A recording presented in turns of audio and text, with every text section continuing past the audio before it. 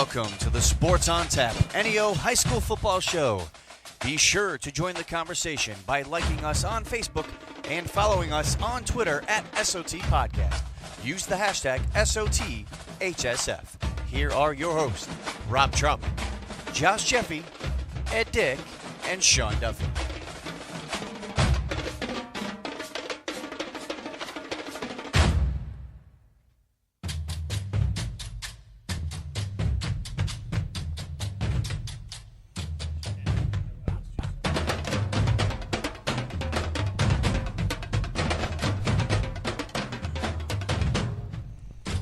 And welcome to Sports on Tap. It's our Ohio high school football coverage. Week 6 game recap. I'm Rob Trump. We have Ed Dick, Sean Duffy, Josh Jeffy.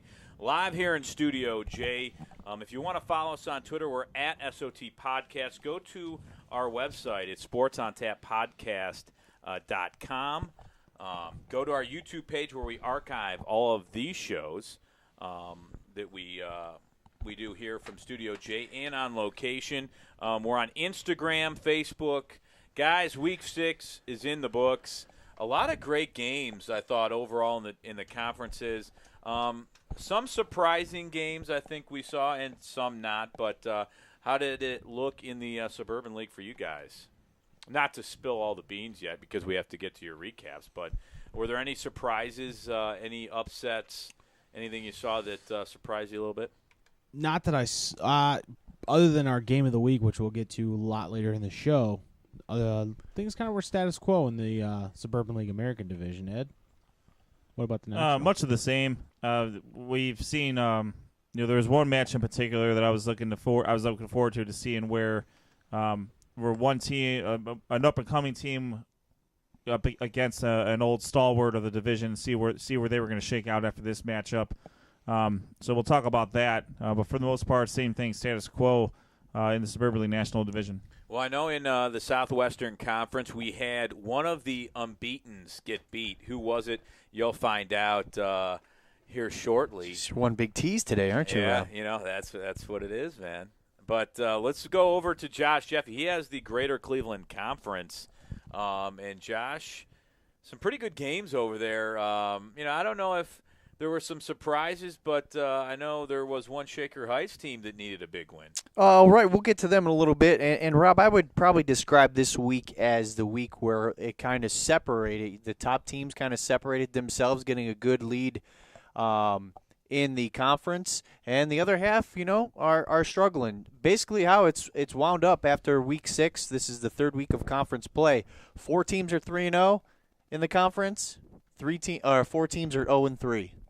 So that's where we stand currently in the Greater Cleveland Conference. The first matchup we're going to recap this week, Mentor Cardinals took on the Medina Bees, and Mentor comes away with a 49-13 victory. Once again, Mentor is led by the offensive tandem of Brian Trobel, 19 carries, 177 yards, 5 touchdowns in this one. Sophomore quarterback Ian Kipp, another nice, efficient game for him, 15 of 19, 198 yards, a touchdown, and an interception.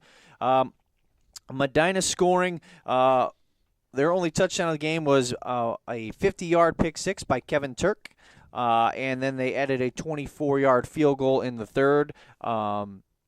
I'm sorry, it was 49-10, not 49-13. For Medina, though, they got their running game kind of going, which was a positive step in the right direction. Nick Chester, 12 rushes for 70 yards. Medina drops to 2-4. They are 0-3 in the conference. Mentor improves to 6-0, 3-0 in the conference. Solon traveled to Brunswick and handed Brunswick its 6th loss of the season. Solon wins 44-17. Solon was led by wide receiver Sam Bubonics. He had 4 total touchdowns in this game, 3 receiving touchdowns of 10, 8, and 13 yards, and he actually had a 49-yard pick six in this one as well. Solon was up 31-3 at half.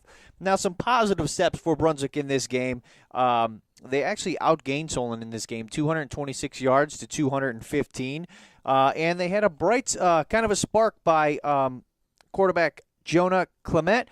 He went 12 of 14 in this game, 158 yards, touchdown, and interception. and he provided a spark. In fact, reading the Medina County Gazette, going kind of looking over the media outlets, they really paid mind to the block that he threw in this game. I guess it was Lavender was running the ball from sideline to sideline. He came back towards the center of the field, and Clement threw a nice block, kind of igniting the team and the crowd. And those are positive steps for Brunswick that you have. And we got to give props to Brunswick kicker Justin Hagler, 31-yard field goal in this one, 2 extra points. He's perfect 8 for 8 on the year. So props to Coach Ed Dick for that one. Knock on wood, yes. But we need to mention that. But Solon does come away with a 44-17 victory over the Blue Devils. Solon improves to 6-0 in the conference. 6-0 overall, 3-0 in the conference. Brunswick drops to 0-6. They are 0-3 in the conference. Well, I think it was we saw yesterday in that terrifying defeat yesterday by the Browns. You can't turn the ball over in your own zone, and you need to play better special teams to not give a good team a short field, and that's been an issue all year for Brunswick.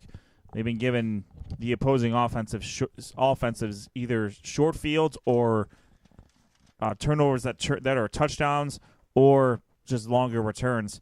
The Brunswick defense is better than it looks. I'll tell you that right now. The problem is they're too often defending a short field, and unfortunately, due to some of the injuries that we've suffered on the offensive end, we're down to our to quarterbacks we didn't think we would have starting at this point in time, that are running the offense, and maybe some guys who aren't used to carrying the ball, who have to step in. Jonah Clement did a great job. That block notwithstanding, team highs in completed passes for a game, yards per the game. I mean, he really and I've seen it on the JV level just how poised he is. He makes good throws. He's not afraid to throw it into a spot where only his receiver can get it, and it paid some dividends this week. So, he's got to get, as I've said every week, he's got to get better on the offensive end, clean a couple things up. Justin Hagler, you said it pretty well. He's had a good year so far. He's done a lot more punting than we've anticipated, but that's getting better week by week. Still some things we need to clean up on that end as well. I mean, he's a young punter. A couple of them still, one of Bubonics' returns was off of a punt that didn't get too much height on it, and Bubonics had a pretty solid return, because we didn't give him a chance to get down there to get it. Lots of areas of improvement, and I think you'll talk about who our opponent is here shortly. So hopefully we'll I have no doubt that we'll get back at it, and we'll try to get a win in week 7. Yeah, and speaking of the opponent next week for Brunswick, Elyria, they took on Shaker Heights in this one. Shaker Heights, the Red Raiders, they improved to 5-1 overall. They are 3-0 in the conference with a 51-22 victory over Elyria. Shaker was up 23-0 at half. Midway through the first half, Elyria inserted sophomore quarterback Dalen Charlo, and on his first, immediately, as soon as he was installed, he had a 67-yard touchdown pass to Jesse Stevens, and those were actually Elyria's first touchdown in the first half all year. So positive steps for them. The next possession for Elyria, Michael Knapp had a 24-yard pick six. So instead of it being 23-0 at half, Elyria fought back towards the end of the first half to 23-14. But Shaker Heights dominated here in the second half. They were led by running back Rasheen Ali. He had 2 touchdowns in this game, 158 yards. In this one, as Shaker went on to win 51-22. As we mentioned, Dalen Charlo in this game, not bad for his debut. 6 of 12, 104 yards, and a touchdown. As Elyria, as we mentioned, will take on Brunswick next week. One of them is guaranteed to get their first victory of the season. Shaker, once again, improves to 5-1. They are 3-0 in the conference. Elyria drops to 0-6. They are 0-3 in the conference. The final game in the GCC for Week 6 was probably the best one of the week. Euclid came out with a victory in this one against Strongsville, 50-31. However, the score did not dictate how close this game was. Euclid was actually down 24-20 at the half. Then they scored 23 unanswered points. Brandon Wright in this game, the Michigan State recruit, he's going to have an effect on this game. He had a 65-yard touchdown run in this game. Strongsville had 3 first-half touchdowns when they were really driving and really controlling the game. 3 first-half rushing touchdowns by Griffin, Crotty, and Clark. And once again, they did lead 31-27 at the end of the first half. But Euclid really put the stamp defensive hold on them. They made some good, solid offensive plays. Their playmakers came through when they needed to. They outscored Strongsville in total 30-7 in the second half. Goes on to a 50-31 victory. Euclid improves to 5-1 in the overall, 3-0 in the conference. Strongsville is 3-3 overall, 0-3 in the conference.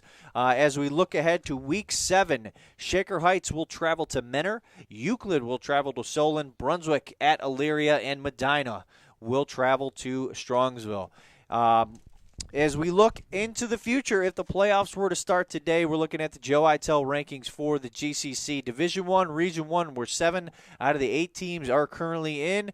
Menor, Solon, Euclid are 3 teams that would be in the playoffs today. They are 2nd, 3rd, and 4th. Shaker Heights are just on the outside looking in. They are number 9 in the region. Medina, Strongsville, 11 and 12 respectively. Brunswick rounds out the bottom of Region 1. They are number 18. For Division I Region 2, Elyria rounds out the bottom there. They are ranked 15th. My player of the week will go to Sam Bubonics of Solon. 4 touchdowns in this game as he really helped lead the Solon Comets to a solid victory over the Brunswick Blue Devils. And that is the Week 6 recap for the GCC. Very nice, and a lot of great games there. Like you said, I think Strongsville competed well with Euclid, but overall, Euclid's just a very tough team up front. They really don't miss a lot of assignments, and Brandon Wright's a strong runner. I mean, he's going to have – yeah, he makes an impact every time he touches the ball, and we saw last week when they played Elyria, he touched the ball 4 times but had 2 touchdowns. Yeah, he's almost like he had a Nick Chubb-like performance, I guess you could say. Absolutely. I was going to say before I named Sam Bubonics the player of the week, I was going to actually name Mitch Trubisky the player of the week. Over 350 yards, 6 touchdowns for the Bears. Yeah. So GCC representing very well. You know what I look at here is is Shaker Heights' road that they still have to go. Yeah, it's a proving ground for sure. Exactly. They're sitting 9th in Region 1, Division 1, Region 1. And they have they have to go to Menor, they have Strongsville at home, go to Solon, and then host Euclid. I know we talked about it last week, but if you can split those games any which way, if you can win 2 out of those 4, I think they're sitting pretty, playoff-wise. But that's a tall order. With, Strongsville plays everybody tough. Menor is what it is. Solon is what it is. And Euclid has athletes all over the field. Shaker better come to play every single week because, they could very easily be, lose the next 4 games. Just given the talent. I mean, that's what we see for, unfortunately, just the way the schedule shakes out for the Red Raiders. You're playing probably the cream of the GCC crop here. And those are really good teams that they have to play. And, it's good. Like you said, it's a proving ground for them right now. It's a test, and they have to pass it. Well, like we've been saying for the past 2 or 3 years, every year Shaker Heights been, slowly making the turn. Now this is probably their best season that they've had since, we've been covering them. And we've always been saying, when are they going to make that next step? Last year, they got themselves 2 or 3 conference wins, which was big for them. Now they already have 3 conference wins, but now they're getting into the meat of the schedule where they're playing the upper echelon of the GCC. Now they're going to have to not only be competitive, but they're going to have to win some games if they want to make that step. But that's the step that they have to take in order to become a top team for sure. I think what's going to end up happening here, quite honestly, is that I think Strongsville and Shaker are going to kind of flip-flop here. And I think Strongsville has already seen the top 3 teams right now in Menor, Euclid, and Solon. They've already played them. So right now, Strongsville's remaining schedule, Medina, Shaker, Elyria, Brunswick. They're playing the teams that have not been performing as well as we expect from them. A lot of winnable games for Strongsville there. Obviously, Week 10 notwithstanding, we will certainly do our best to make sure they don't make the playoffs. But if you look at this, if you look at those two schedules between Strongsville and Shaker Heights, lots of they're flip-flopping right now. So we'll see if Strongsville can take care of business against teams who we may perceive they should beat. And then can Shaker, as we've talked about, can they make that jump? Can they beat an elite team in the conference to help them get into the playoffs? Yeah, it's going to be interesting to see how that all shakes up. Josh, nice job with the Greater Cleveland Conference. And before we get to the Southwestern Conference, I have to say hi to my daughter, Allison Troutman, who's listening See at what home. I started? No, she is listening. She Hi, said, Allie. Hey, if you're waiting for the Buckeye recap, it hasn't happened yet, Allie. But come back later and ask, because I know your dad will. That's right. But Allison, thanks for listening. Make sure you go to bed and you listen to Mommy here soon, because it's almost her bedtime. So had to give her a shout out before she goes to bed. Yes. So thanks, Allison, for listening, and Bethany for that matter. All right, let's go to the Southwestern Conference, and we'll first start off with the Berea Mid-Park Titans as they travel to Midview.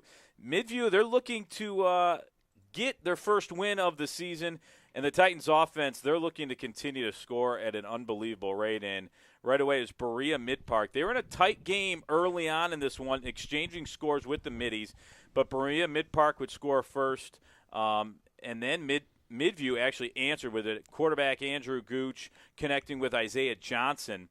Berea Mid-Park's offense, though, they proved to be too much in this game. Is senior quarterback Trevor Bazinski completed 12 of 17 passes, had 4 touchdowns in this game, and the Titans' offense gained 464 yards. The Titans' defense, though, they were impressive on this night as they continue to get turnovers as Ryan Rivera and Chase Ivancic both intercepted Midview's Andrew Gooch, giving the Titans 16 takeaways on the season. It was Berea Mid-Park, though, getting a big win at Midview, 52-16. Berea Mid-Park now improves to 4-2, 4-1, as Midview drops to 0-6, 0-5. Berea Mid-Park hosts the Olmsted Falls Bulldogs as the Midview Middies travel to Westlake. So, big-time game for them. Can they get their first win of the season versus Westlake there? Westlake traveling to Avon, and this would be not an easy game for Westlake as they look to stun the Eagles in Avon. And, well, the Eagles, they weren't having any of that as Avon opened the scoring on a Ryan Malloy touchdown pass to Aaron Andrazol in the first quarter. The Eagles then scored 4 touchdowns in the second quarter. It was 35-0 at half before Westlake would score on a quarterback Jacob May touchdown pass to Tyler Malin. The Eagles roll, though, in this game 42-6. Westlake drops to 1-5, 1-4 in conferences. Avon now improves to 5-1, 4-1 in conference. Avon travels to Lakewood as Westlake hosts Midview. Lakewood, they're trying to get their first win of the season as they travel to North Olmsted. And it wasn't easy there as North Olmsted, they were looking to get to 500, but it was North Olmsted running back Darren Anders. He had 3 touchdowns in the first and second quarters as the Eagles led 28-0 at half. Lakewood, though, they would get on the board in the third quarter as quarterback Albert Wilhelmy had 2 passing touchdowns of 10 and 21 yards, both to Evan Hampton. But North Olmsted proved to be too much for the Rangers as they win 42-20. Lakewood now falls to 0-6, 0-5. North Olmsted 3-3, 2-3 in conference. Again, North Olmsted 42-20 winners. Lakewood will host Avon as North Olmsted, they travel in a big SWC matchup against the North Ridgeville Rangers. Amherst, they're the other undefeated team in conference, taking on Olmsted Falls. And every team, I think, is looking to stop Kendi Scagliazzo. And, it's never an easy feat, but defensive coordinator Rob Pace, we've talked to him many times. He had a heck of a game plan against Amherst is the Bulldogs' defense. They held Amherst to 2 points in this game, and Kennedy Scagliazzo only 80 yards on the ground on 22 carries. I don't think anybody's done that all year, so congratulations to the Bulldogs' defense for that. But the Bulldogs really set the tone with 2 big plays on the opening drive that set up a 13-yard touchdown by running back Jack Spellacy. It was a 4-play, 72-yard drive that took up a little bit of clock, and just, only 4 plays, a lot of chunks there. But Spellacy ended the game with 25 carries for 135 yards and 2 touchdowns. It was only 14-0 at halftime. But in the second half, quarterback Teddy Grinzitsky connected with his favorite target. That was Braden Galaska on a 24-yard pass. That extended the lead to 21-0.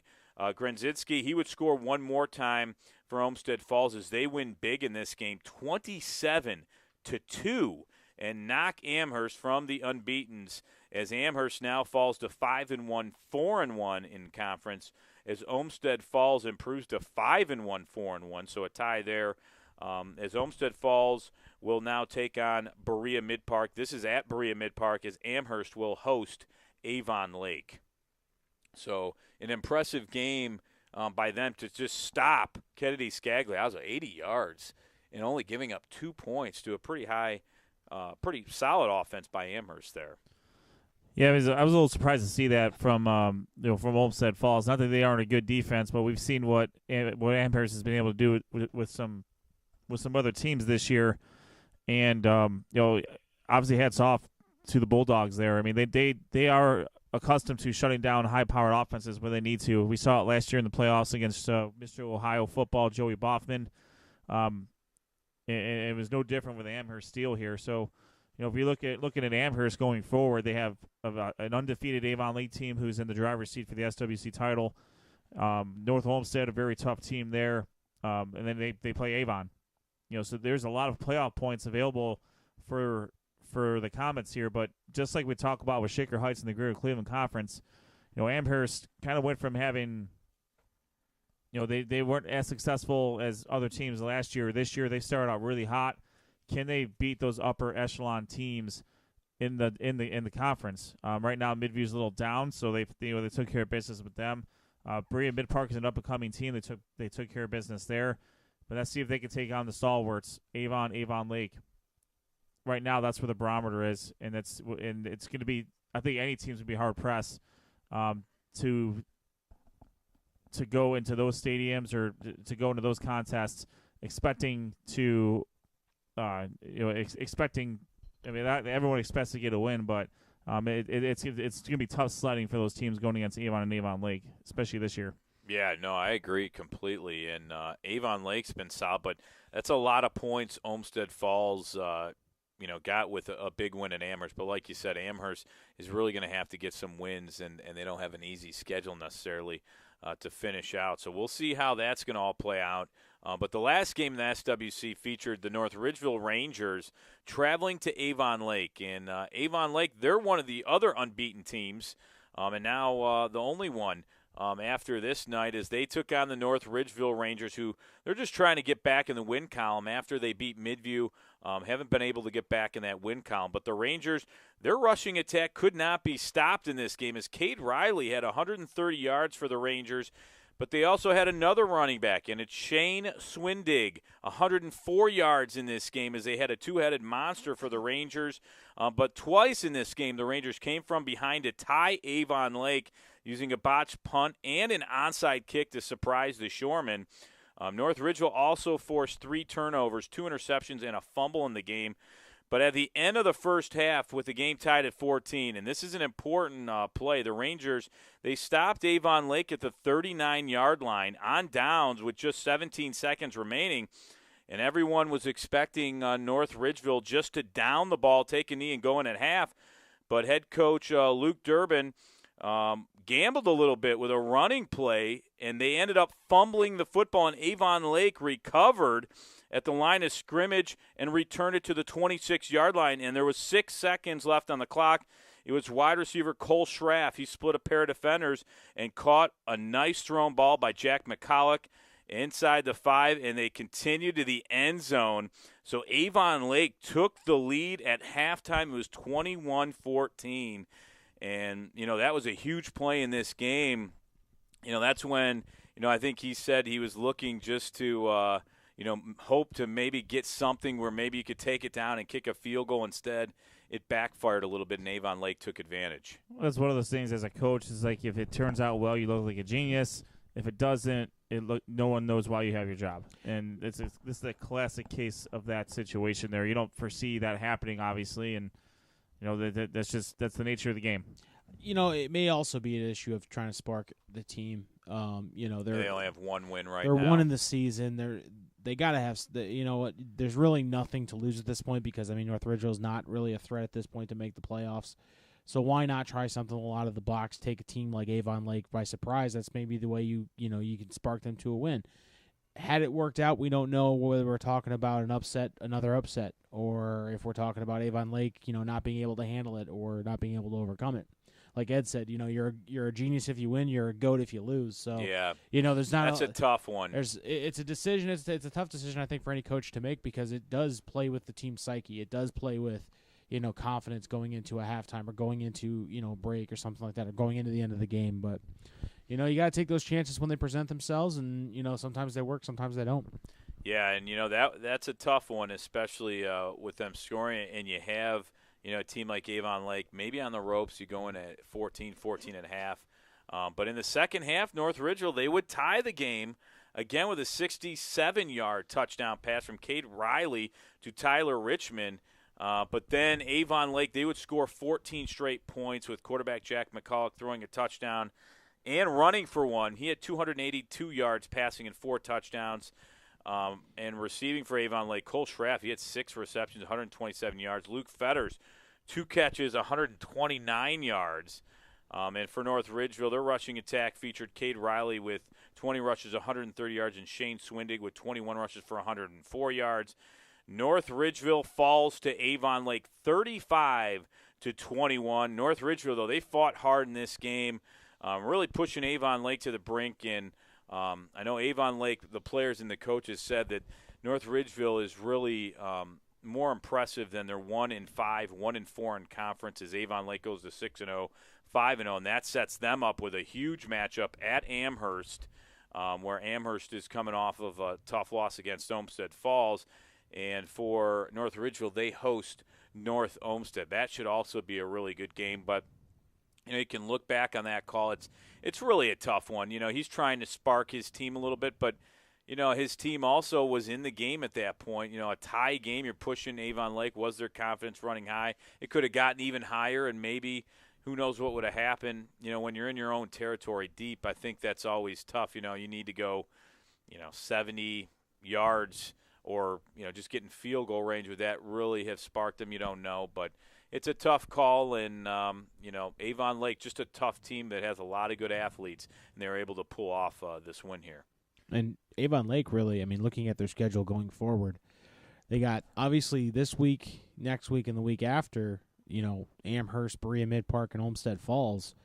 You get through that, and then you got obviously Midview at the end of the season, which they're not having the greatest of season, but Avon Lake can put themselves in a pretty good position. Not only I think if they can beat Amherst and they can beat Olmsted Falls, I think that pretty much seals the SWC for them, and probably puts them in the top 1 or 2 into that region probably. Yeah. Into Region 6, but they got to play the games that are in front of them. And as we saw, Amherst looked like an unbeatable team, but Olmsted Falls, kudos to Rob Pace over there at Olmsted Falls. He had a game plan, and he was to stop Kennedy Scagliazzo and make the other players beat him, and he did that. And I'm sure Avon Lake is watching that tape, saying how'd they do that, and how can we replicate it? And that should be a fun game over there at Amherst to see how Amherst responds, because they still have an opportunity to make the playoffs. One loss to an Olmsted Falls team that's playing well isn't probably going to hurt them too much. It may be the difference between home field advantage or not. Who knows? But definitely interesting games coming up in the Southwestern Conference. Interesting to see how it plays out because for a long time it looked like Avon was going to run away with this thing, and now Avon Lake spoiled that, and who knows what Olmsted Falls is capable of playing. I mean, Olmsted Falls had to play Avon early, second week of the season. So and Avon's still winning too. Yeah. You know, they lost that one game, but you know they're still sitting fourth right now in Joe Eitel's rankings, and Avon Lake's third. So Yep. they're still there at 3 and 4. Then Amherst is at number 6. Olmsted Falls is at number 9 right now, and it's the top 8 team. So they're on the outside looking in a little bit. North Olmsted at 13, and then you go even farther, Westlake at 19, and then Ridgeville at 23, and then some. But Berea Mid Park is in Division 1, Region 1, so they're fighting a whole new bear, and they sit right in back of Strongsville at number 13. So it's going to be tough. A lot of good games coming up, that we'll have to keep an eye on. I think some teams, might take a back seat, and like Josh likes to say, the cream rises to the top. So we'll see what happens in the SWC. But that was Week 6. Josh did the Greater Cleveland Conference Week 6, so great job there. And when we come back, we'll step away right now, and we have the Suburban League, the American and National Division. We also have our Game of the Week, which featured Barberton traveling to Aurora. We'll cover all that and give you the recap on that and where we will be this Friday night. All coming back. We're Sports on Tap. Don't go anywhere.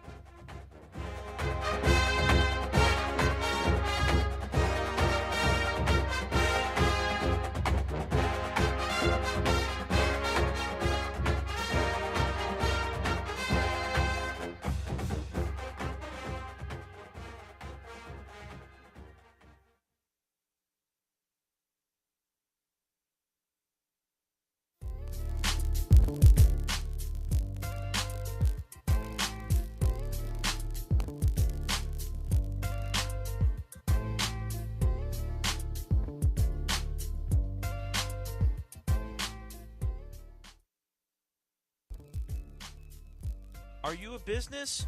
Want to be featured on Sports on Tap? Get in front of different age groups in the local community. Contact us at sportsontappodcast@gmail.com for more information.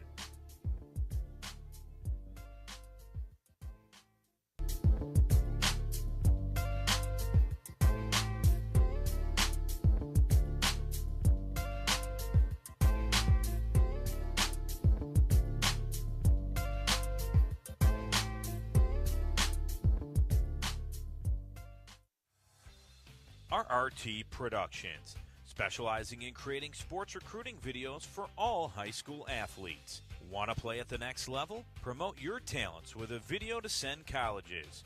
Affordable, experienced, and a high-quality video. Make us your local video production company.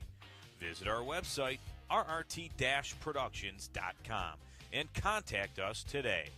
RRT Productions, we shoot, we edit, you win.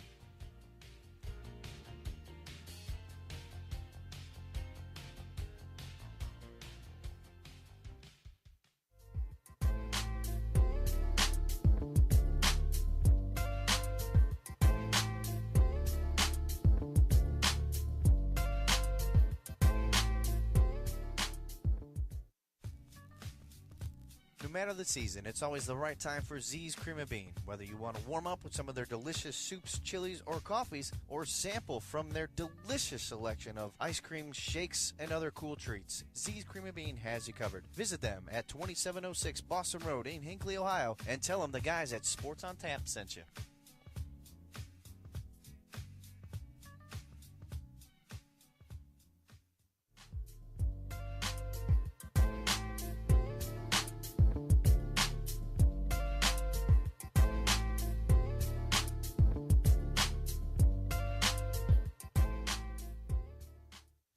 For the best coverage of Cavs, Indians, and Browns, check out NEOSportsinsiders.com.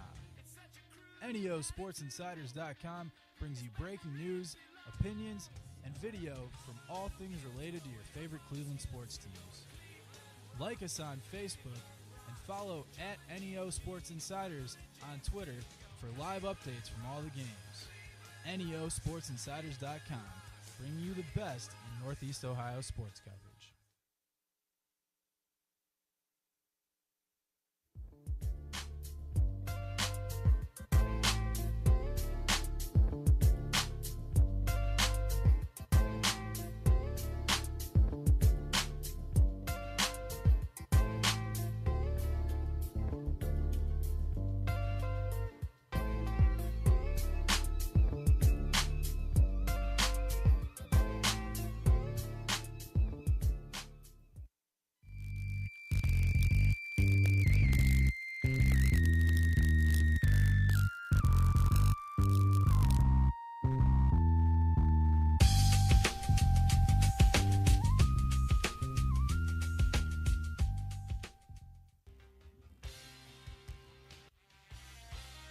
Listen to our shows live on Mixer or join us the first Monday of every month at Z's Cream and Bean, located at 2706 Boston Road in Hinckley.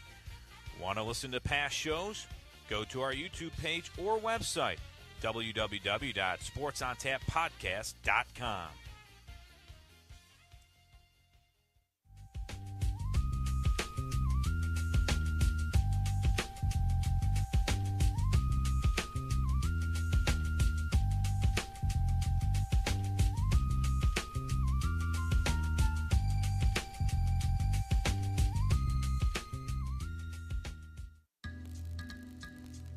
SportsOnTapPodcast.com, the place to go where you can listen to past shows, read featured articles, check out all of our social media updates, plus much, much more. SportsOnTapPodcast.com, the official website of Sports on Tap.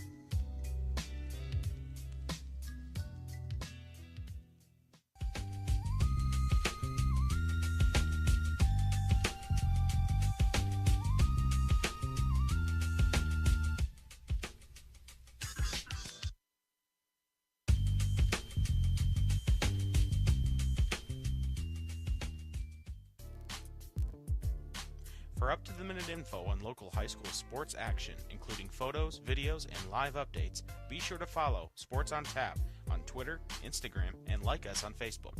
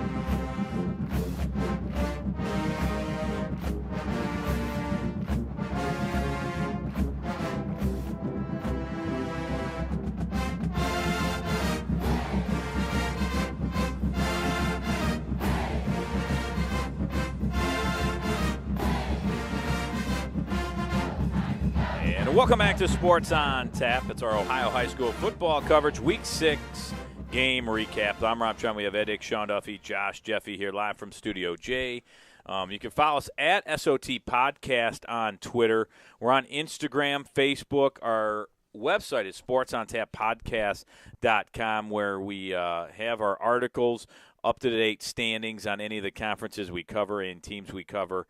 Our game of the weeks, and much more. And go to our YouTube page if you want to listen to more of the past weeks and also interviews from coaches. And we archive all of our audio there. So go there and listen. Let us know what you think. But, guys, we talked about the Greater Cleveland Conference, the Southwestern Conference. I, completely forgot to give my player of the week. It's actually a team of the week, and I give it to the Olmsted Falls defense, who held Amherst to 2 points and held Kenny Scagliazzo to 80 yards in a 27-2 win. I mean, I usually don't do that, but you got to give credit to where the defense is due. Coach Rob Pace there, holding Amherst to 2 points. I mean, it's easy enough to say, we need to focus on Kenny Scagliazzo and stop him, but no team has really been able to do that other than Olmsted Falls so far this year. So congratulations to Olmsted Falls on their win and a great defensive team effort there. But now let's go to the Suburban League, the national division, where Ed Dick will give us our Week 6 game recap. Ed? All right, we are more than halfway through the high school football regular season, and as we've heard in the Greater Cleveland and the Southwestern conferences, the conference races are starting to take shape. We will first start with a game involving two teams who had high expectations coming into the season that just haven't come to fruition up to this point. North Royalton, 2-3 overall, 0-2 in the conference, traveled to Hudson to take on the 2-3 101 Explorers. This game was very entertaining, back and forth. The scoring started with a 23-yard field goal by Hudson's Jake Vidmar. The Bears countered back with a 5-yard touchdown pass from junior quarterback Joey Marisek to wide receiver Bradley Kometz for a 7-3 lead in the second quarter. Marisek then hit Nick Ivanko from 14 yards out, but Hudson ended up on top at the half with touchdown runs of 36 yards by Drew Leitner and 4 yards from Brady Ludwig for a 17-14 lead. Marisek threw his third touchdown pass of the night, connecting with Kometz again. This one from 6 yards out and a 21-17 lead going into the fourth for the Bears. The Hudson defense, though, was stout. They were able to keep the Bears off the scoreboard the rest of the way. Leitner and Ludwig each rushed for touchdowns, leading to a 31-21 victory for the Explorers. North Royalton quarterback Joey Marisek completed 21 of 35 passing for 273 yards and 3 touchdowns. 2 of those touchdowns went to Bradley Kometz. Hudson used a ball control offense to keep Marisek off the field, doing a lot what Twinsburg did when Twinsburg played the Bears here recently. Anytime you can keep Joey Marisek off the field with that vaunted Bears offense, it's a good thing for you. They rushed 44 times for 394 yards. Running back Brady Ludwig rushed 35 times for 259 yards and 2 touchdowns. Hudson improves to 2-4 overall, 2-1 in the conference. They will travel to Cuyahoga Falls. North Royalton falls to 2-4 overall. They are winless in conference play. They will travel to Wadsworth. Cuyahoga Falls was attempting to win their second straight game after snapping a 23-game losing streak. However, doing so against the undefeated Wadsworth Grizzlies proved to be a tall task. The Grizzlies' defense intercepted quarterback Bronovan Aaron Salt 6 times, one of which was a pick 6 by Robbie Lynn. Wadsworth got 2 touchdown runs by running backs Brock Snowball and Dom Laparo. The Grizzlies literally run away with a 42-0 victory over the Black Tigers. Snowball rushed 13 times for 177 yards. That included in that is a 94-yard touchdown run. Dom Laparo rushed 10 times for 134 yards. That included an 80-yard touchdown run. The Grizzlies, they improved to 6-0 overall, 3-0 in the conference. They will host North Royalton in Week 7. Cuyahoga Falls drops to 1-5 overall, 1-2 in the conference. They will host Hudson. Twinsburg look to improve on their 3-2 overall record. They are currently undefeated in the conference against winless Brushville Broadview Heights. The Tigers jumped the Bees early behind the legs of Jameer James and the arm of quarterback Adam Van de Mater, accounting for 4 touchdowns. The Tigers sprint past the Bees 35-20. Twinsburg remains undefeated in conference play. They move their overall record to 4-2. They will host Stowe Monroe Falls in Week 7. Brecksville Broadview Heights remains winless. They will travel to Macedonia and face Nordonia. This was a... Tell you what, we had 2 really good games to start and to end my recap here. Nordonia, 4-1 overall, 1-1 in the conference. They traveled to Stowe Monroe Falls. They were 1-4, 1-1 for what ended up being the game of the night. The Bulldogs were able to attain a 28-14 lead over the Knights behind 2 rushing touchdowns by running back Bryce Shepard. The Knights fought back to tie it at 28-28 before the half, though. Stowe's Brian Cartwright returned the second half kickoff at 97 yards for a touchdown and a 35-28 lead. Nordonia countered with 2 touchdowns of their own, but they did miss in a PAT, and they ended up going up 41-35. Shepard tossed a 4-yard touchdown pass to Cartwright to put Stowe back up 42-41 going into the fourth quarter. Each team's defense stonewalled the imposing offense until the last minute when Nordonia kicker Evan Weehee connected on a 42-yard field goal with just over a minute to go. The Knights escape with a 44-42 victory over the Bulldogs of Stowe Monroe Falls. Wow. Hell of a game out here for Nordonia and Stowe. Quarterback Robbie Levac for Nordonia completed 19 of 34 passes for 298 yards and 4 touchdowns, all of which went to the Jones brothers. Julius had 2, Jordan had 1, Joel also had 1. Bryce Shepard for the Bulldogs rushed 23 times for 217 yards, 2 touchdowns, and also had a passing touchdown. Nordonia ups their record to 5-1 overall, 2-1 at the conference. They will match up with Brecksville Broadview Heights in Week 7. Stowe drops to 1-5 overall, 1-2 in the conference. They will travel to Twinsburg. I had a player of the week here, but the more I thought about it, I'm going to split this up here. So we will have in the spirit of Rob here, we will have a player of the week, and we will also have a team of the week. There you go. We'll start with the team of the week, the Wadsworth defense, against who became a very hot Cuyahoga Falls team last week. They ended up picking off the Black Tigers 6 times. Wow. That's a very, very positive number there, and that's an easy way to take an opponent who is not up to your level as far as talent-wise and just completely destroy them. Cuyahoga Falls is not in the they can't be making they can't have those mistakes happen and expect to compete, especially against an elite team like Wadsworth. So the Wadsworth defense, 6 interceptions, including 1 pick six. They are part player of the week. The other part goes to Hudson running back Brady Ludwig, 35 rushes for 259 yards and 2 touchdowns in a big win over North Royalton. That was the game that, as far as when I was referring to with teams that aren't where they want to be, Hudson has been traditionally a very strong Suburban League National Division team. This year they've struggled for one reason or another. North Royalton haven't won a conference game yet. We thought they were going to take a big jump here with Joey Marasek and that being a junior this year, having gotten all those starts as a sophomore. They've had some very tough losses. They had Medina Highland dead to rights. They had Hudson where they wanted them.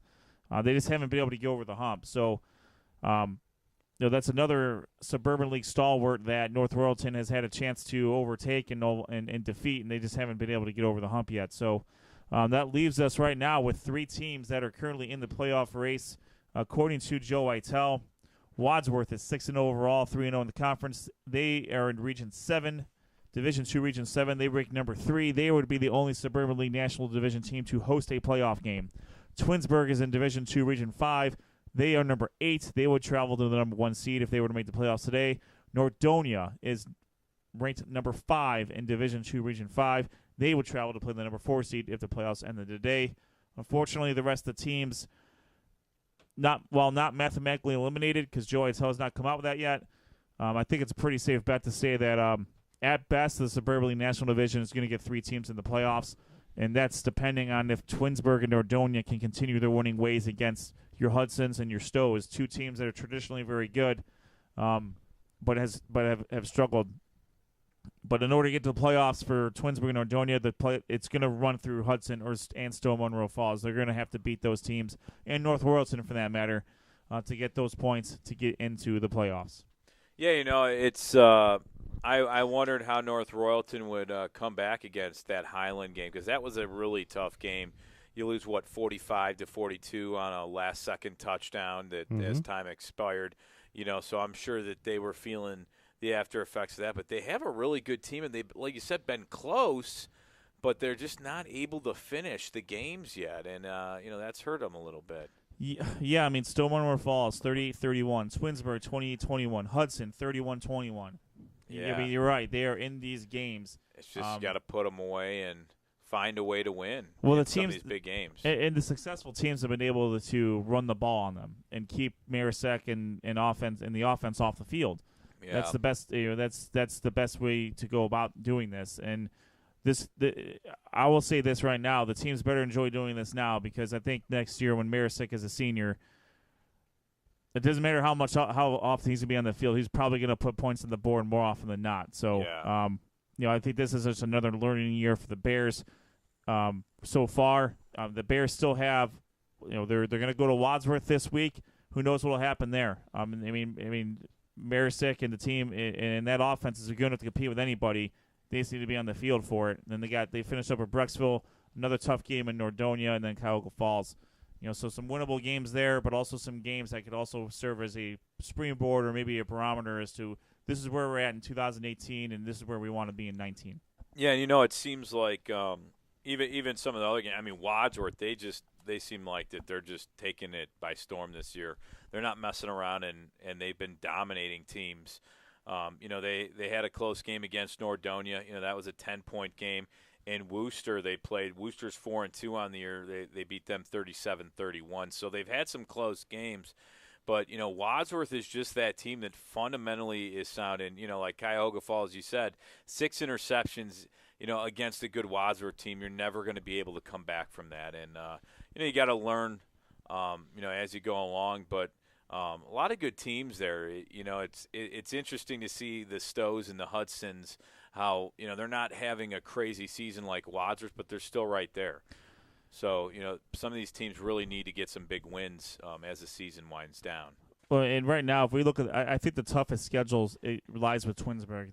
They finished with Stowe, Wadsworth, Hudson, and Nordonia. So those are, you got the 2 other really top teams in the league right now as far as record-wise is with Wadsworth and Nordonia.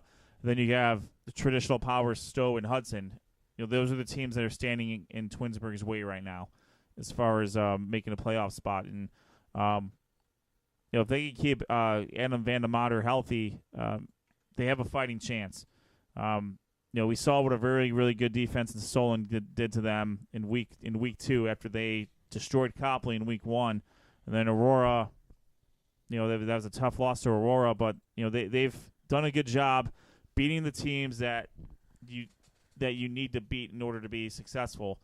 We're drawing a lot of parallels here between our different conferences, so I'll throw Twinsburg in along with Shaker Heights in the Greater Cleveland Conference and Amherst in the Southwestern Conference. They have teams that are doing what they need to do, but in order to make that jump, they have to beat the elite teams in order to make the playoffs. And Twinsburg needs to get probably, as Sean said earlier, at least maybe 2, probably 3 wins out of 4 to sneak into that Division II Region 5 playoff. A very, very competitive region there. And Nordonia is impressive so far this season. They continue to win games, whether they're close or, they dominate. They've had a lot of close games lately with Hudson and Stowe, and they were able to pull those out. So they're starting to set themselves up nice with games against Brecksville, Cuyahoga Falls. 2 big games to end the season, though, against a good North Royalton team in Twinsburg. Yeah, that last game between Twinsburg and Nordonia could determine who's going to make the playoffs in Division II Region 5. It's possible that the conference race may be over by then. They're all in the mix right now. But as far as the playoffs position is concerned, that could be a winner gets in type of game there, and that's a backyard brawl between Nordonia and Twinsburg. So that'll be a very exciting game in Week 10 if we're looking forward a little bit there. So very, very good stuff coming out of the Suburban League National Division. However, we will throw it over to my colleague, my cohort, my compadre, Sean Duffy with the Suburban League American Division. Oh, no. The notes are flying everywhere. It's everywhere. The pressure. He was buckling under pressure. He heard a little bit of booze in the background. Yep. Got all screwed up. Oh, wait, there goes the Buckeye recap. Oh. Those notes are. Oh, you blinked. Yeah. All right, Ed. Well, thank you very much. We'll first start off with Revere traveling into Copley, and the Minutemen were able to get in there and come away with a 31-7 victory, their first conference win on the season. Revere was led offensively by Brandon Tricano's 2 rushing touchdowns, accompanied by Matt Busser, who also kicked in for a rushing touchdown, and Sam Webster with a 45-yard field goal that actually gave them a pretty healthy lead in the second half, and then the Minutemen were able to run away with this. Copley's only touchdown came by way of a 22-yard touchdown pass from Brian Rizzo to Rhett Van Voorhis. And I'm probably butchering that name, and I apologize, Rhett. Copley is now 2-4, 0-2 in the conference. They will travel to take on Talmadge in Week 7. Revere improves to 4-2 and 1-2 in the conference, and they host Roosevelt in Week 7. Talmadge and Roosevelt actually met up in Week 6, and in a shootout, the visiting Blue Devils were able to escape with a 42-32 victory. Talmadge was led on offense by quarterback Sam Seeker, who had 349 yards passing and 3 touchdowns on the night, and also kicked in 120 yards rushing and 1 touchdown as well. Rich Ayer caught a touchdown, as well as Nate Amato catching one of Sam Seeker's touchdowns. Roosevelt was led on offense by quarterback C.J. Anderson, who had 2 touchdown passes on the night, including 2, and both of those passes going to Mikey Friedman, who also had a rushing touchdown to go along with his 2 receiving touchdowns. Roosevelt falls to 2-4 on the season and 0-2 in the conference. As stated before, they will travel to take on Revere in Week 7, and Talmadge is now 3-3, 1-1 in the conference. They host Copley next week in Week 7. Our non-conference game of the week featured Green playing Highland, and by all accounts, this was the best game Highlands played all year. Highland was able to completely dominate the visiting Green Bulldogs in a non-conference Week 6 matchup and cruise to a 43-13 victory over Green. Highland was led offensively by quarterback Jack McGinty, who went 9 of 13 for 254 yards, 4 touchdowns. He also had 12 carries for 106 yards and a touchdown. Jake Rogers continued the status quo, and that's being a phenomenal player for Highland. He had 12 carries, 103 yards, and 1 touchdown, and 4 receptions, 144 yards, and a touchdown.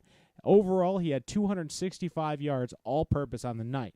Wide receiver Bryce Profit had an 82-yard touchdown reception from McGinty, and now Highland is now 5-1, 2-0 in the conference. They will take on Aurora in Week 7.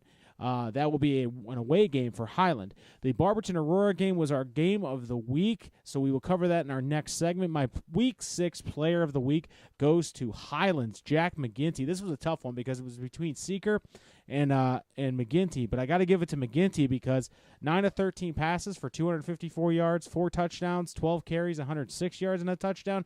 That's pretty much a perfect game for a quarterback there. So congratulations to Jack McGinty.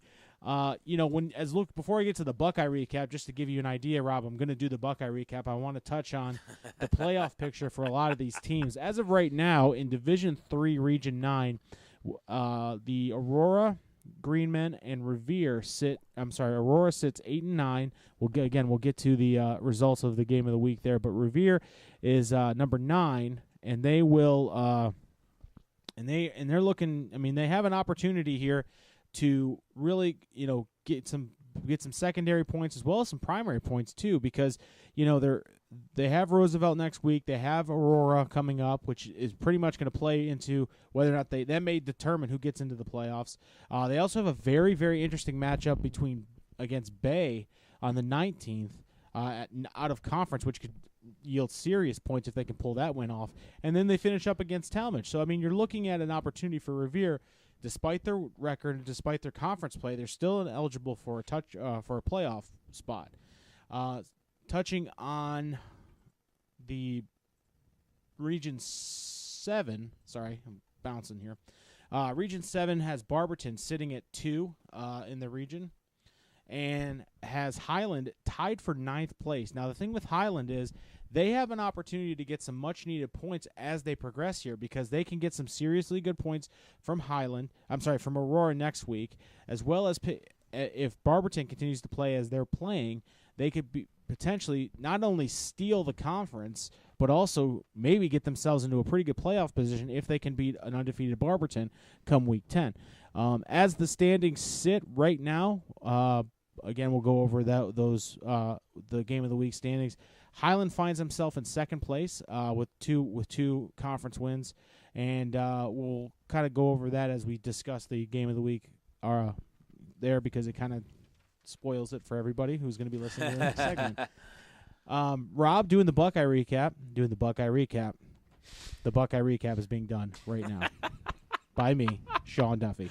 Who? Never heard of him. Never heard of him, yeah. Who's he? Nobody. Listen, the story of this game, Buckeye traveled to Wellington, and it was kind of the Wellington Dukes. Yeah, and the Wellington did not put up their Dukes because they were completely dismantled by Buckeye. The final score of this game ended up being 51-7. The interesting thing of this game was over before the first quarter was over. And when I say that, I say that for the first 5 minutes, no one scored. It was kind of a back and forth game a little bit. Wellington seemed to be able to handle it. But within 70 seconds, the Buckeye Bucks were able to put up 28 points. They scored 4 times in 70 seconds. Wow. I read it. Crazy. I read the story courtesy of the Medina Gazette. I don't know the writer's name. He did a fantastic job keeping track of it because I would never been able to do it. They scored a touchdown, recovered a fumble, scored a touchdown, intercepted a pass for a touchdown, and then recovered a fumble, I believe, and scored a touchdown. I could be wrong. Buckeye Nation, if you can just tell me what happened and give me a breakdown and if I got any of that wrong. But that's the only way that I could conceivably understand how you score 4 times in 70 seconds. That's a lot of time, a lot of points in 70 seconds. I don't even know if I've heard of that, but that's impressive. But again, Buckeye was led by Dom Monaco, who had 6 carries, 50 yards, 2 touchdowns on the night. Quarterback Jacob Durkee, 7 carries, 107 yards, 1 rushing touchdown, 1 passing touchdown. Running back Armando Nye had 15 carries, 159 yards, 2 touchdowns. Guys, Buckeyes 5-1.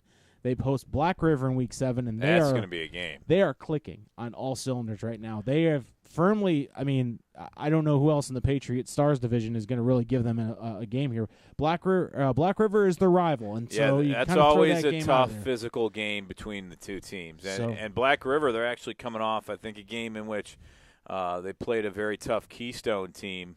It was a high-scoring game back and forth, but it was a physical game, and they're going to get into Buckeye. It's going to be tough, but Buckeye, with them, they have the senior leadership. They also have a young squad.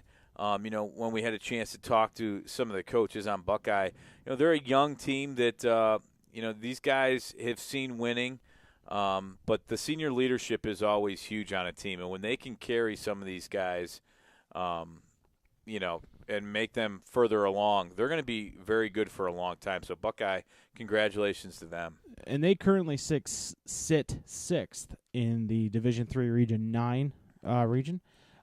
They, again, have a very good opportunity as they have, as I mentioned, Black River and then Firelands and then a Keystone team that's better than I think their record indicates. So they, in all likelihood, should be probably favored in most of these games to go forward and win here. But, it's always – something always happens, whether it be at the end of the season or in the playoffs to Buckeye. They just got to kind of keep moving and keep doing what they've been doing since their Week 1 loss to Revere. And, again, that loss isn't so bad considering that Revere is a lot better team than we may have given them credit for in the beginning of the season. Agreed. And with Black River coming up, they did suffer a very a heartbreaking defeat at the hands of Keystone last week. They had Keystone up. Mm-hmm. But Keystone's quarterback, I believe his name is Shackelford, just went nuts on the Pirates defense. So that'll be a key that they'll need to watch out for in Week 9 when Keystone comes to Buckeye.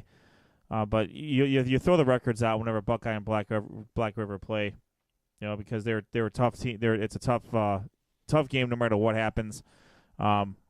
I think this will be probably the biggest test for the rest of the year that Buckeye has, and they will continue to need to get second-level points from Rocky River, Cloverleaf, Lutheran West, Columbia. Those are teams that are, Rocky River, Lutheran West, and Columbia are all 4-2. So those are good victories for Buckeye right now. If they can continue to win, that'll boost up their level 2 profile and hopefully keep them into the spot where they can A, make the playoffs, and B, possibly bring another home game over to York Township. It's a very, very good atmosphere to watch a playoff game there. I know from experience, having seen them play 2 years ago, it was a fantastic atmosphere. So good luck to Buckeye this week against Black River. It'll be a tough Medina County matchup there. Yep.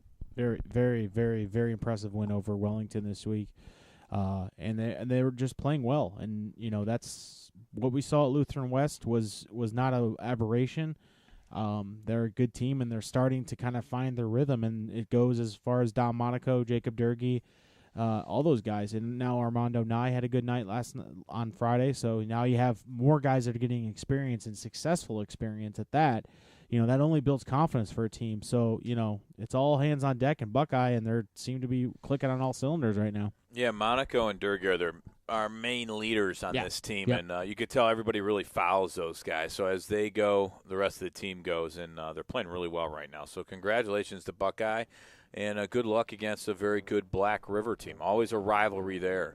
But right now, we'll step away, take a short break, and when we come back, we'll go over the Barberton Aurora, our game of the week, Yes, sir. and also tell you where we'll be at this coming up Friday night. We're Sports on Tap. Don't go anywhere. We're coming right back.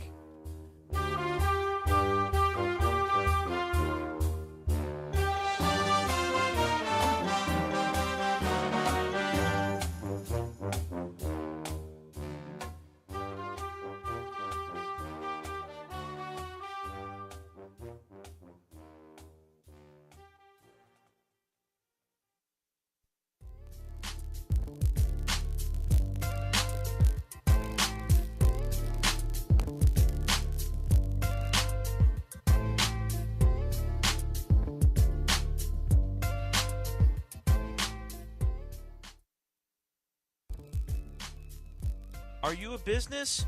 Want to be featured on Sports on Tap?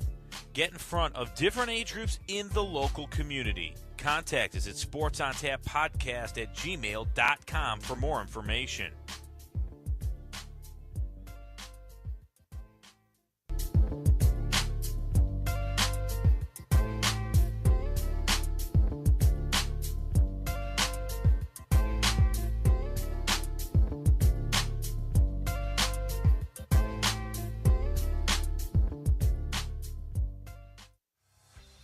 RRT Productions, specializing in creating sports recruiting videos for all high school athletes. Want to play at the next level? Promote your talents with a video to send colleges. Affordable, experienced, and a high-quality video. Make us your local video production company.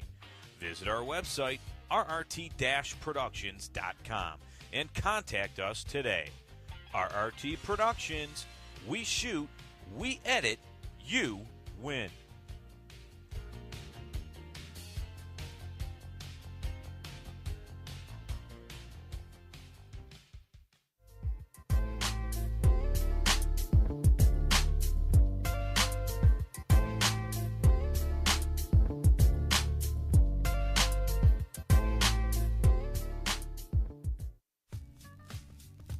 No matter the season, it's always the right time for Z's Cream of Bean. Whether you want to warm up with some of their delicious soups, chilies, or coffees, or sample from their delicious selection of ice cream, shakes, and other cool treats, Z's Cream of Bean has you covered. Visit them at 2706 Boston Road in Hinckley, Ohio, and tell them the guys at Sports on Tap sent you.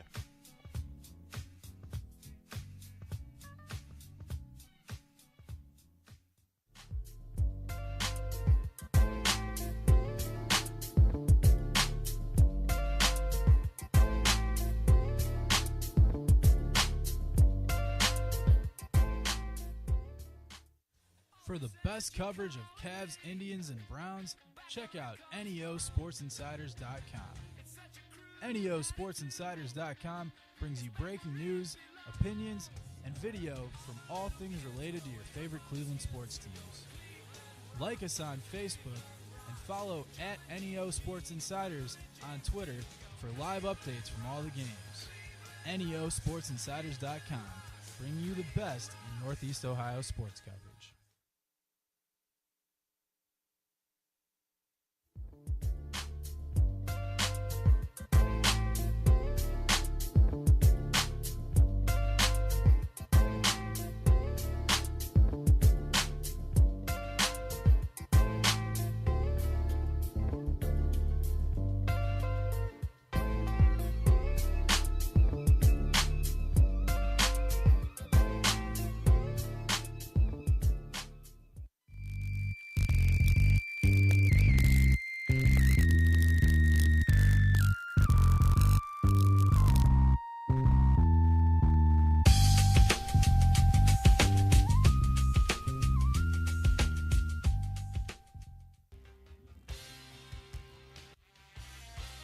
Listen to our shows live on Mixer or join us the first Monday of every month at Z's Cream and Bean, located at 2706 Boston Road in Hinckley.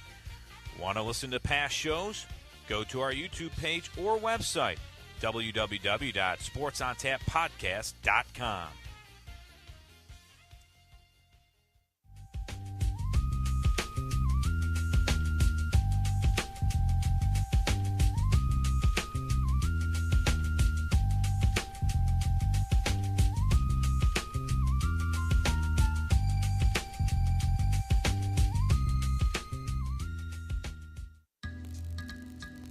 SportsOnTapPodcast.com, the place to go where you can listen to past shows, read featured articles, check out all of our social media updates, plus much, much more. SportsOnTapPodcast.com, the official website of Sports on Tap.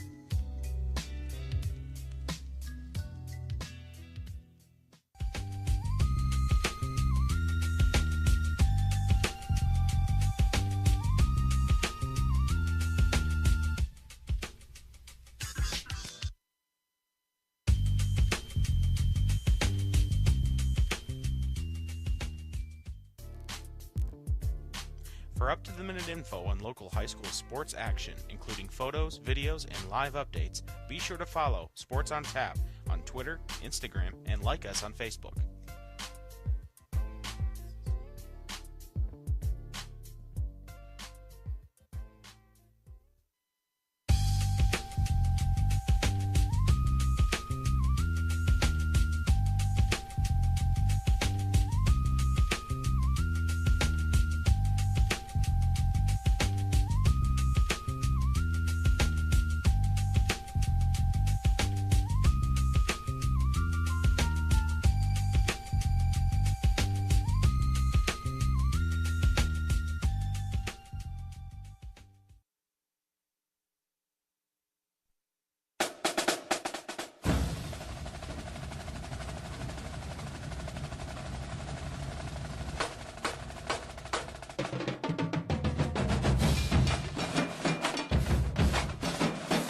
And welcome back to Sports on Tap. It's our Ohio High School football coverage, our Week 6 game recaps. I'm Rob Tron. We have Ed Dick, Sean Duffy, Josh Jeffy live here from Studio J.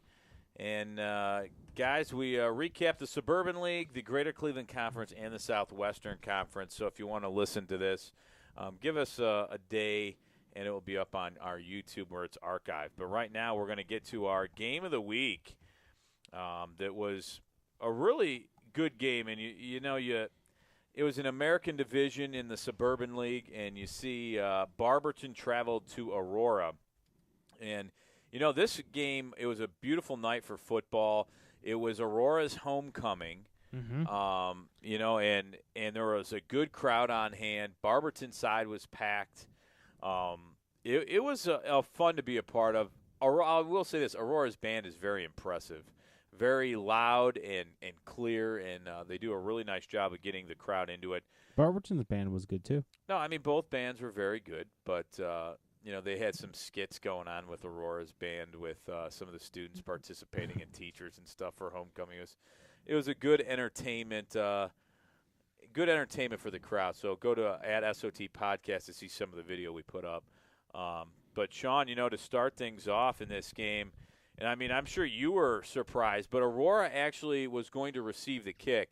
And Barberton shocked, I think, everyone by going with an onside kick to start the contest out, and they recovered it at the Greenman 40-yard line.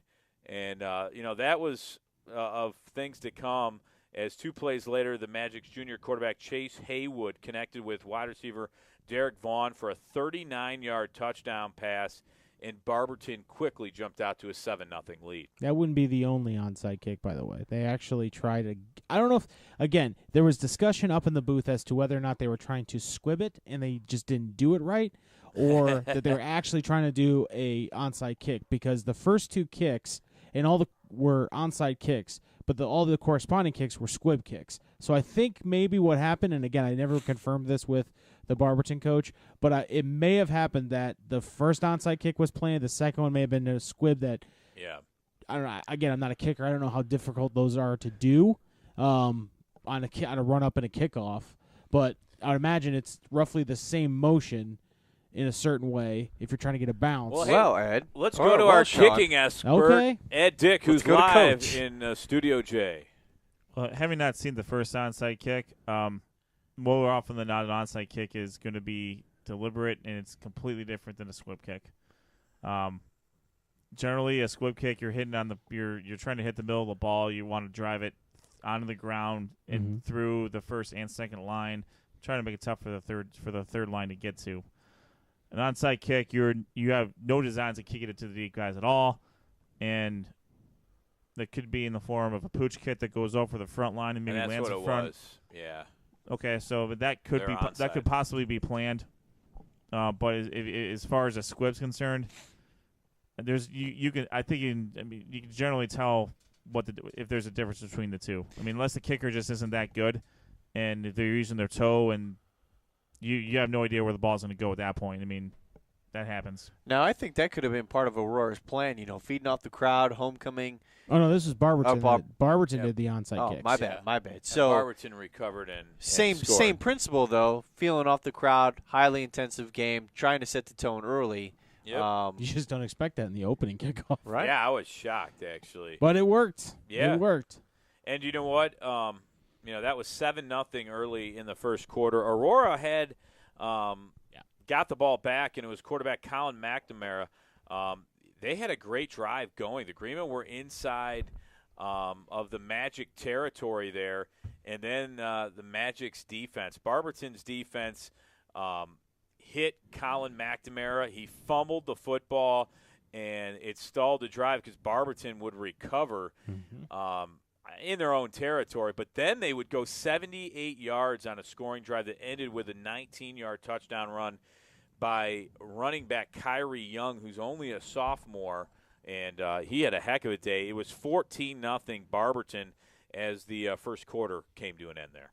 Yeah, a lot of things stood out to me was Aurora they did not protect the ball on that drive. I don't know, and again, it was clear that their offense ran through Colin McNamara, so whenever he took off to run the ball, Barberton's defense was keying on him. They were able to go in there, and they were just able to strip that ball away from him and recover it, and then turn it into a touchdown run. And again, when you watch a running back who's only a sophomore but looks like a senior out there, I mean, the kid is every bit of 6'1" or 2 inches and every bit of 230 pounds, and he's just, quick off the edge. And that 19-yard touchdown run again would not be his last of the night, and he was giving the Aurora defense fits all night, whether it was up the middle, around the side, or in the passing game, screen passes, things like that. By the end of the first quarter, I thought this was going to be one of those games where Barberton was going to run away and hide. But Aurora did end up playing a little bit better in the second half. They were able to kind of stifle the running game a little bit. They were able to commit some people to the top, but that lasted only for so long, as Rob will kind of go over in the second quarter. Yeah, in the second quarter, it was a little bit of a defensive battle, so they didn't score right away, but eventually Barberton went 53 yards on a touchdown pass from Haywood to Young, the second touchdown for each on the night. Barberton led 21-0 with 6:19 left in the half. But Aurora would finally find the end zone as they put a 65-yard scoring drive together that was due to quarterback Colin McNamara, who rattled off runs of 14 yards, 30 yards, and he capped it off with a 4-yard touchdown run. It was 21-7, and that was late in the first half. Yeah, it was clear on that drive that Colin McNamara is their probably their best player. He was able to just pull it down. He's able to find a crease and go. And I don't know if it was missed assignments. I don't know if it was just great blocking. But Colin McNamara looked really good on that scoring drive. I kind of felt bad for him because he rattled off a 30-yard run, or that 14-yard run, then that 30-yard run. I thought he scored on the 30-yard run, but apparently they brought it back and. Yeah, there were a few penalties that they had some nice. Well, no, he actually. I thought he cleared. There was discussion up in the booth, even with the scorekeepers, whether or not he actually got in the end zone, and they said he stepped out at like the 4-yard line or something like that, and then there was.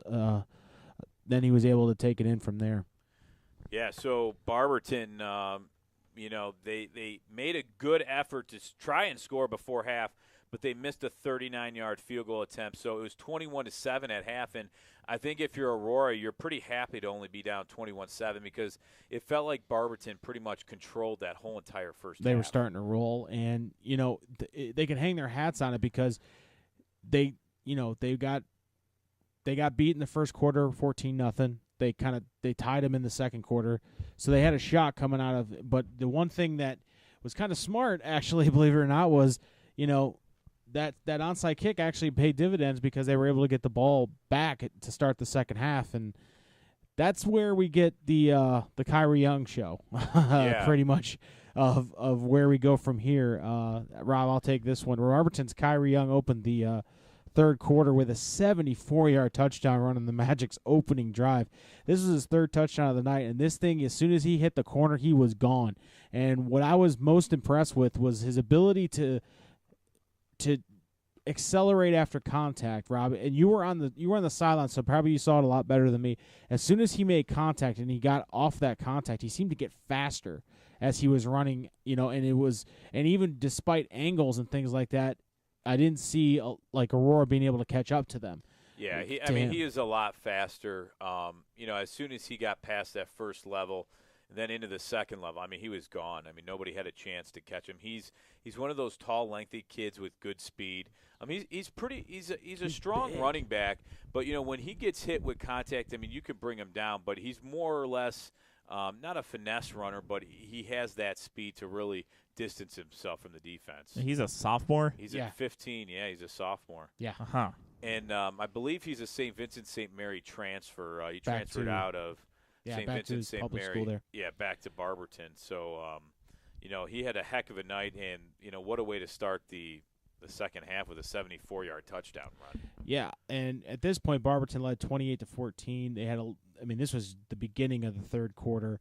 Aurora would respond on the next drive again with Colin McNamara, who would score on an 18-yard run.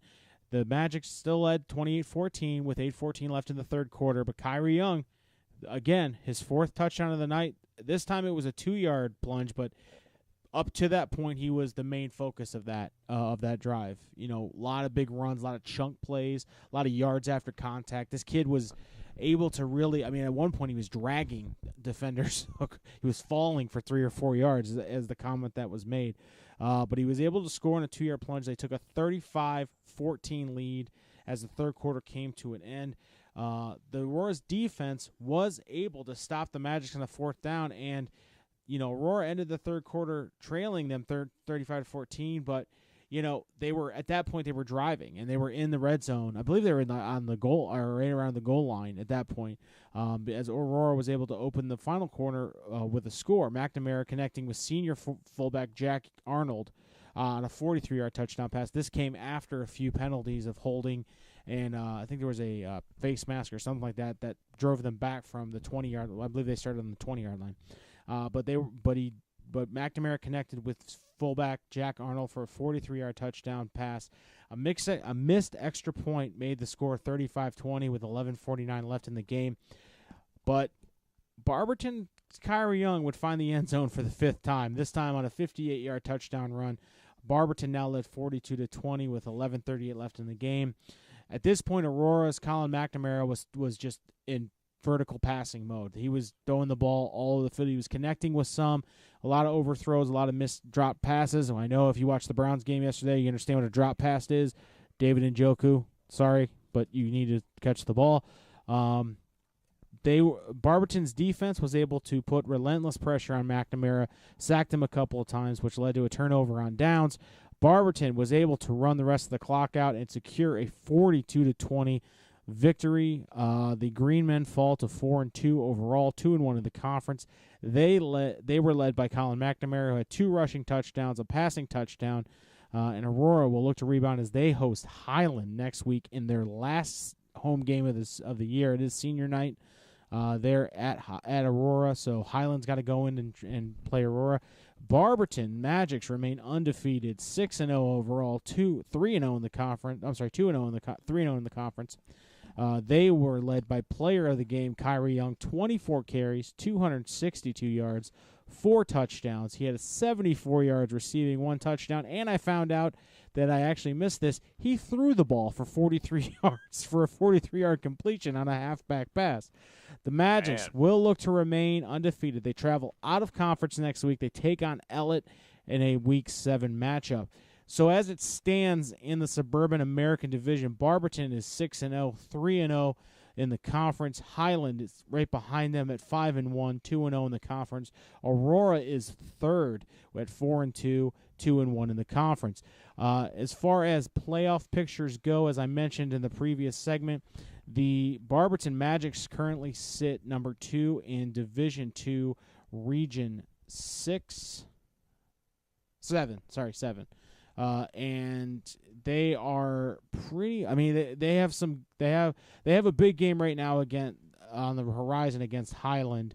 But again, Ellet, is 5-1, so those are some good points for them as well. The Division 2 team that they're playing, if they can get by Ellet, that'll give them some good computer points. They may be able to overtake first place. But again, you have Talmadge, Roosevelt, 2 teams that aren't exactly lighting up the scoreboard. And again, you have that big matchup with Highland, which at this point, if Highland gets past Aurora next week, could really be the championship game for the American Division there, and that game is at Barberton. Aurora, meanwhile, is currently sitting in the where is it? They're 8 in Division They're 3, eight, Region Division 9. 3, Region 9, and thank you, Ed. And they're right behind them is Revere, as we talked about earlier. Those matchups, they have a date with Highland next week that could yield them some points if they can pull that victory out. And they also, when they play Revere, I believe it is in week 8 or 9. Week 8. Week 8. They will. They can. Perhaps secure their playoff spot depending upon how the things shake out. And they also have an away game at Mifflin, which could be some secondary points for them as well if they can pull that one off as well. Aurora definitely needs to take care of business. I don't think their spot is secure by any stretch of the imagination right now, due to the fact that they need to get more division. They need more level 2 points right now. If they're able, they have some good wins right now with CVCA and Twinsburg both being 4-2. But for Aurora, beating Highland and Revere will certainly help them get there. But if I'm Aurora, I leave nothing to chance. I just go for the gusto, win the last 4 games, control your own destiny that way, and don't leave it up to other teams needing to lose or other teams in your schedule having to win to get you there. Yeah, Aurora has an opportunity here. This loss doesn't kill their playoff hopes, but like you said, they need to take care of their business going forward. And one of the things that I really liked about Aurora was that their ability, that even when they were down, even when they couldn't stop Kyrie Young, they still fought. Colin McNamara is a special player.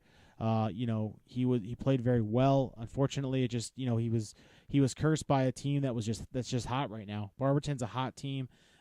They're able to do things offensively. They don't have to force it, vertically when they have a running game like that. It's a great, Chase Haywood's a good quarterback, but when you have a guy like Kyrie Young behind you that you can hand the ball off, it helps. And that defensive line was in the face of Colin McNamara all night. Well, it's no different than last year when you had Bubba Arcelinian, who was a monster for Aurora on both sides of the ball. Mm-hmm. Ran into Key Thompson, Zane Reese, and that high-powered offense from Barberton last year.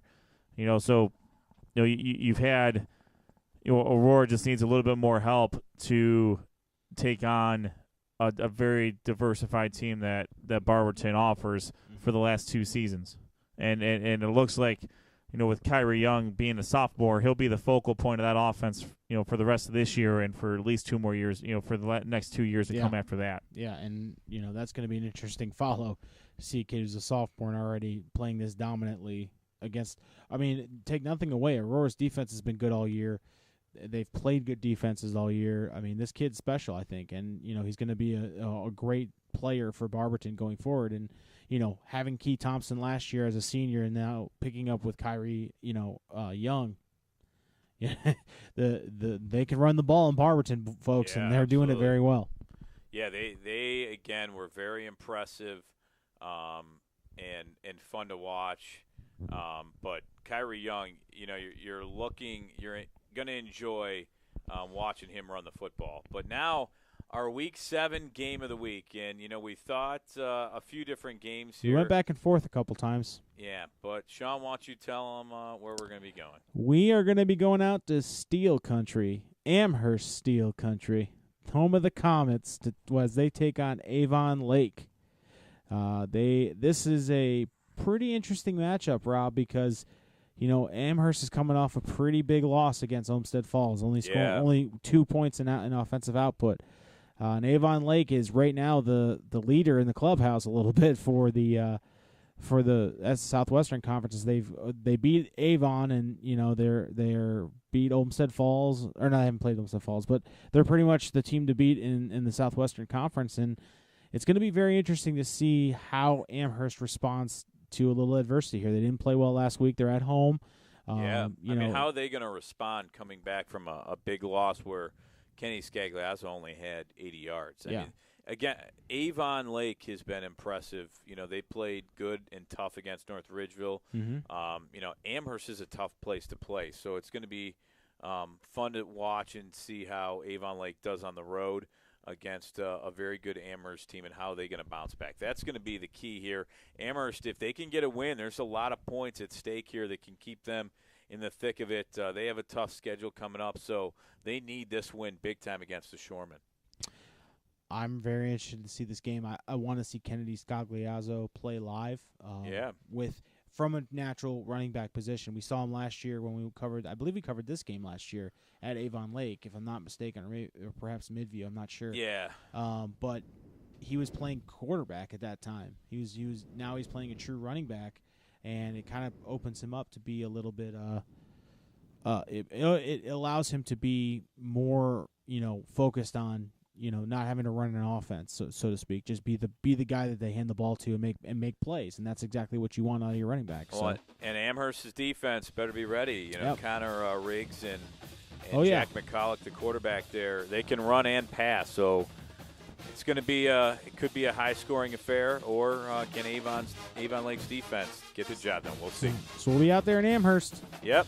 Right. We'll be out there with our Sports on Tap shirts. Yeah, look for us. Yeah. Come say hi. Throw things at Rob.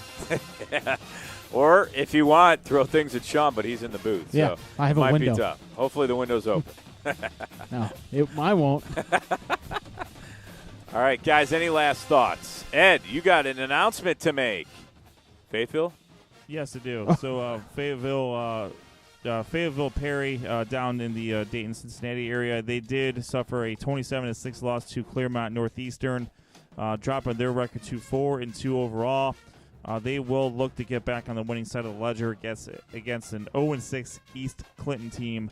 Then they'll follow up with Williamsburg, Blanchester, and Bethel Tate, all of which are winnable games. I think Coach Finch will agree with this if he's listening. He's got a very, very tough road to advance to Week 11. It's very possible that they could go 8-2 and not get in due to the fact that they have a severe lack of level 2 points.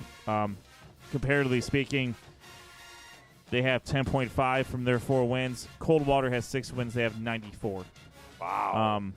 Once again, you play the games that are on your schedule, and Fayetteville's done a good job of that. But that's where we're sitting at as far as Week 6 is concerned there.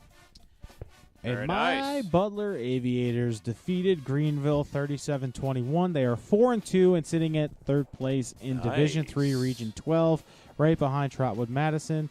Ladies and gentlemen, the Aviators are 4-2. It's amazing.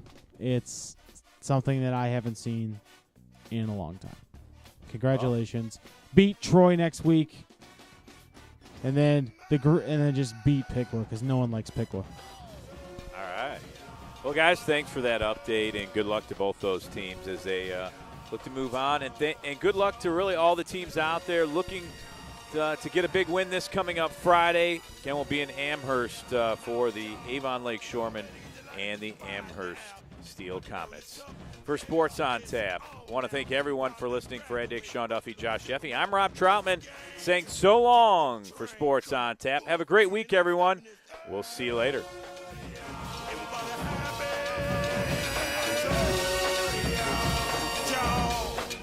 Break it down for me.